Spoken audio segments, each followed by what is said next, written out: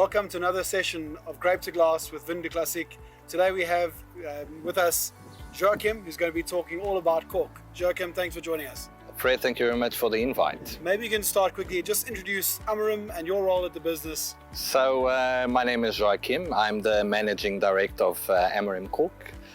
This is my 21st year in South Africa. I moved in 2020 from the head office in Portugal. But the company in South Africa was founded in 1982. Was actually the second presence of Amarim outside Portugal. So Amarim in Portugal was founded in 1870 in Gaia. So that's on that stretch on the riverbank where you find all the port cellars. So Mr. Amarim at that stage, he was close to 70, and he had this vision to supply wine corks to the finest ports in Portugal. So you've been around for 20 years, and it feels like this is a business that's got very strong family ties and generational learning. But of course, over the last 15 years, there's been a lot of innovation around closures and corks. Tell us a bit about how cork is different from other options in the market. Well, cork is not a closure. Cork is a winemaking product, and that's what makes the whole difference. And that's why it's been the preferred closure for all the top wines of the world. Because when you look into cork, it comes from an oak tree.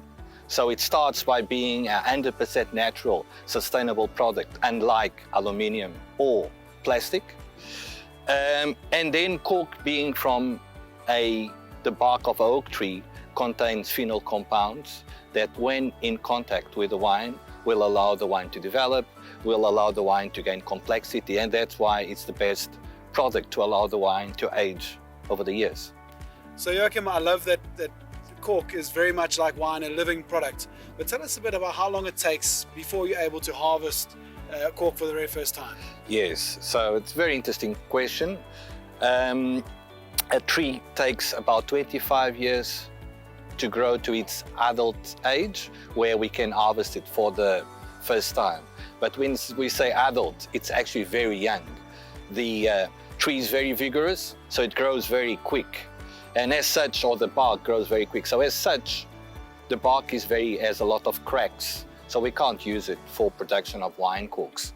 So the second harvest is done 9 years later, and still the bark is not enough quality for the production of wine corks. It's only after it reaches 43 years old that we are able to start using the bark for the production of wine corks. I just want to remind, we never cut the tree, so we peel the bark of the tree and the cork bark regenerates.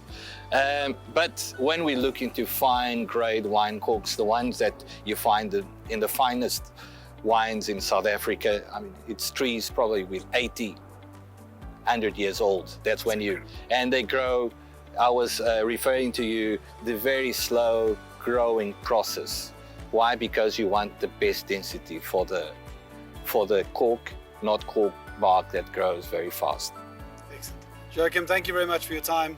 Thank you. Of course, what we're excited about is that we're not just learning about cork, but really importantly, that the corks from Amarim will be those used in the 1975 Pinotage to be released in just a few months' time. We're really excited to have learned a bit from you, Joachim. Thank you. But also to welcome you again on more journeys of Grape to Glass.